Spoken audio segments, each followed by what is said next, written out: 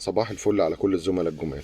طبعا انت اول ما تخش الشركه هتاخد التريننج، والتريننج ده هيتراوح ما بين الفتره الزمنيه بتاعته، يعني ما بين نص ساعه ان انت تستلم الحاجه بتاعتك ويقول لك انت والاسفلت توكل على الله، او ما بين تريننج طبعا اللي هو يقعد يومين وثلاثه وساعات اسبوع اسبوعين، اكوردنج طبعا لعدد البرودكت اللي انت شغال عليها، ولو هتاخد سكيلز بقى طبعا سيلينج سكيلز ولا لا. المهم في التريننج ده انت طبعا بتاخد البرودكت نوليدج وبتاخد الميديكال نوليدج بتاعته، وفي نفس الوقت بتستلم البروشور. احنا كنا بنقول عليه زمان البروشور، دلوقتي بيقولوا عليه ار دي اي.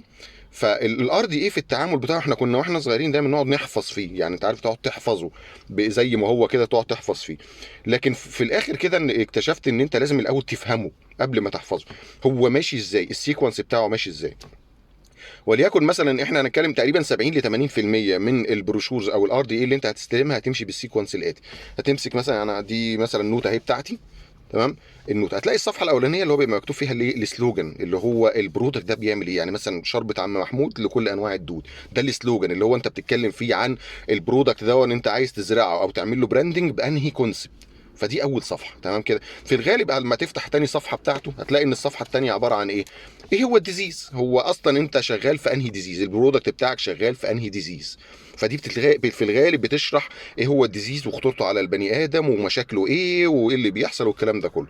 بتقلب الصفحه اللي بعدها، في الغالب بتكون هي عباره عن كومبارد مكتوب فيها معلش، هتلاقي بقى عباره عن كومباريتيف داتا اللي هم كان زمان بنقول عليها ايه، عباره عن الاستاديز، لكن هم اطلقوا عليها بعد كده كومباريتيف داتا، قدام شويه ممكن يسموها اسم تاني ويدلعوها. يعني المهم ان هي كلها مسميات واحده، لكن هم ايه كل شويه بيدلعوا الحاجه. فانت ان هو ايه بيسموها كومباريتيف داتا او الارض ايه او الاستاديز، تمام كده. بعد كده هو يا باشا بتلاقي مثلا الاستاذ دي ممكن تكون صفحه او اتنين او تلاته، وفي الاخر خالص بتتكلم على صفحه بتتكلم عن البرودكت بتاعك هو في الاخر بيعمل ايه وملخصه ايه. وفي الاخر خالص لما بتيجي تختم بالبروشور بتاعك خالص في الاخر اللي هو بيقولوا لتيك هوم مسج، او بالنسبه لحضرتك اللي هم ايه البوينتس العريضه دي اللي هي عباره عن انت عايز تلخص كل الكول بتاعتك في البوينتس دي، تمام. فده البروشور. فبالتالي انت لما تبقى قاعد في التريننج بتاعك لازم تركز قوي، هو البروشور زي ما نقول كده ماشي ازاي، ميته ايه.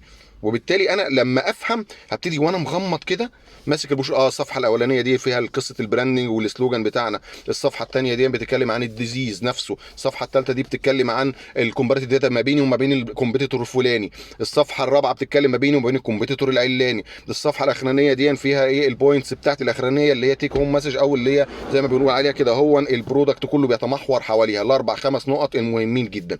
لو حفظت انا البروشور كده او فهمته كده هخش للدكتور هبدا اتحرك في البروشور بكل سلاسه، بحيث ان انا الدكتور لو سالني على حاجه هبقى عارف الصفحه فين، تمام. فيبقى انا في الاول وانا قاعد كده في التريننج يهمني جدا ان حضرتك تعرف البروشور او الار دي اي او زي ما تسميه سميه دلعه اي حاجه ماشي ازاي. دي نمره واحد، تمام. نمره اتنين، وانت قاعد في التريننج لما يطلع زميل اكسبيرينس بقى طبعا هم هيجيبوه عشان يقول لكم ازاي بتتعمل الكول والكلام ده كله، ما تخافش ويبقى عندك رهبه من الراجل ده منطلق وبيتكلم دي، لان الراجل ده ما اتولدش كده. الراجل ده اول ما دخل كان قاعد زيك على الكرسي كده، هو برضه لسه بيتهته في الكلام، خليني اقولها بيتهته في الكلام، بيتهته في الكول، لكن بعد كده انطلق هو. فما تخافش، هتوصل للمرحله بتاعته، وركز بس في هو بيقول ايه وبيتحرك ازاي، وحط انت في دماغك كده هو البروشور بتاعك ميته ايه او ماشي ازاي. كل ما تعرف او تفهم البروشور بتاعك ماشي ازاي كل ما تتحرك فيه بسلاسه قصاد الدكتور، تمام. حتى لو انت طبعا ماسك برضو معاك الايباد، فانت لازم هتعرف هو الايباد ما هو عباره عن الكترونيك بروشور، الكترونيك ار دي اي، فهتعرف برضو هو ماشي ازاي. دول اهم النقط وانت قاعد في التريننج، ما تخافش ما تقلقش. وظيفتهم جوه التريننج ان انت قصادهم تغلط ويعلموك الصح، مش وظيفتهم ان هم يعاقبوك، انت لسه داخل بتحبو في الشغلانه. فوظيفتهم انه يقول لك اغلط جوه الاوضه دي زي ما انت عايز عشان احنا نصحح لك. كفايه على كده عشان احنا عدينا 4 دقايق، وابقى اكمل معاكم برضو على الكول والحاجات دي كلها.